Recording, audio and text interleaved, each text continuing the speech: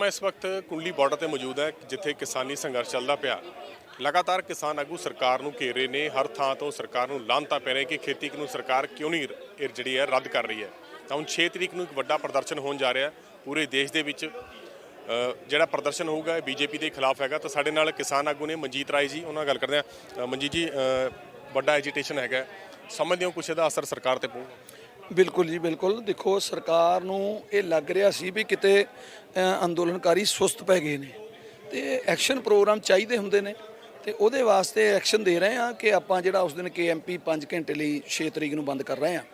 तो action plan है कि ट्रायल भी हुंदा है, इस तो अगले आने वाले एक्शन होर तिखे होणगे। इस करके ये हुण शुरुआत मुड़ के फिर जिद्दां अगे कीती सी 26 तो बाद एक कहते हैं थोड़ी निराशा आई, डाउन आया, और डाउन फाल नूं उच्चा चुकण वास्ते हुण ये नवें सिरे तो एक्शन प्लान जिहड़े दिते गए ने और ये हुण अगले एक्शन इस तो भी होर तिखे होणगे। बिल्कुल एक्शन तिखे दी गल्लां, क्योंकि जिहड़े भी किसान आगू है चाहे नौजवान वर्ग है, तो चाहे वो आर्टिस्ट है, वो भी गल्लां कह रहे कि थोड़ा बहुत सख्त जिहड़ा हुण सरकार नूं मतलब शक्ति प्रदर्शन एक बार दोबारा झटका देना पਊਗਾ। तुहानूं लगदा कि हुण समा हैगा सरकार कोले कि जे 6 तरीक तो बाद दा जिहड़ा बंद हैगा, जे इस तो बाद भी ना मनी सरकार तो आने वाला समा जिहड़ा खराब हो सकदा सरकार? बिल्कुल बिल्कुल। देखो सरकार नूं ये सोचना पवेगा कि ये मत समझे कि प्लान ये जिहड़े प्रोग्राम छोटे छोटे दिते कोई फर्क नहीं पैंदा, 4-5 घंटे का बंद कोई फर्क नहीं पैंदा। ये ट्रायल होंदे ने अंदोलन दे स्टैप बाय स्टैप, और ये सरकार नूं समझ लेना चाहिए कि अगला एक्शन जिहड़ा होगा फिर ये तो होर वड्डा होएगा, उस तो अगला होर वड्डा होएगा। इस करके आने वाले समय हुण जिहड़ी सरकार आ फिर मुड़ के किते ना किते दम घुटिया महसूस करूगी। इस तरीके दे नाल अगले एक्शन प्लान आउणगे। हजे मैं इस करके नहीं दस रहा क्योंकि साडे अंदर जिहड़ी रणनीति हुंदी असीं संयुक्त किसान मोर्चे 'च करी दी है गल। इस करके अगले एक्शन हुण तिखे होणगे। बंगाल भी जा रहे हो, पूरी तैयारी दे नाल जा रहे हो, पूरी उत्थे रूपरेखा तैयार हो चुके थोड़ी उत्थे?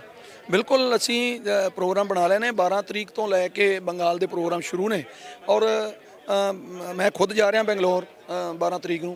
सो इस करके असीं अगले प्रोग्राम लीक दिते ने, और वो प्रोग्राम जिहड़े ने वो जिहड़ी सरकार सत्ताधारी सरकार पार्टी आ उहदे अगेंस्ट प्रचार करन दे आ कि जिहड़ी साडी गल नहीं सुन रही सरकार, घੱਟ ਤੋਂ घੱਟ इस सरकार ਨੂੰ वोट ना दिओ, होर जिथे मर्जी पा दिओ, असीं साडा कोई पोलीटिकल मंशा नहीं, जिन्हों मर्जी वोट पोल करो, पर BJP ਨੂੰ वोट नहीं पाउणी। जिहड़ी BJP ਦੀ सेंटर सरकार है इहनूं झटका लाउणा जिवें है। तुहानूं लगदा कि बंगाल की जिहड़ी जनता हैगी है, क्योंकि उत्थे बड़ा जोर ला रही है BJP, अमित शाह या जो भी EVM का सारा कुछ चलता रहता, तुहानूं लगदा जे इस बारी तुसीं बंगाल दे विच कामयाब हो जांदे हो तो सरकार? वेखो ये लगभग जे सियाणे होण उदा है, वैसे उन्हें हालत है इन्हों की इस वेले है BJP की, खासकर नरेंद्र मोदी ते अमित शाह की, कि विनाश काले विपरीत बुद्धि, उन्होंने बुद्धि उन्होंने विपरीत हुई आ, अहंकारी हो गई, हंकार दे विच भरी पई सरकार कि साडे कोल बहुमत है तो किसी नूं मनदे ही कख नहीं। पर जदों लगूगा ना कि सारिया स्टेटां जिथे वो आशा ला के बैठे ने, जिथे उन्होंने निगाह है कि हुण आपां स्टेटां चों अपनी सरकार बनाउणी, जदों उत्थे ना आऊगी ना तो फिर उन्होंने मजबूर बस सोचना पेगा कि भाई ये साडी राजनीतिक जमीन सब तो खुस जाएगी।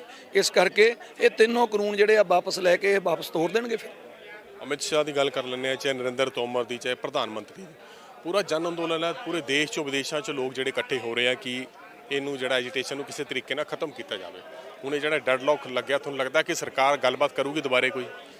देखो सरकार जिहड़ी है बड़ी अड़ीअल वतीरे दे विच है, अड़ीअल वतीरा सरकार दा। मैं पहला कहना हंकार च है सरकार।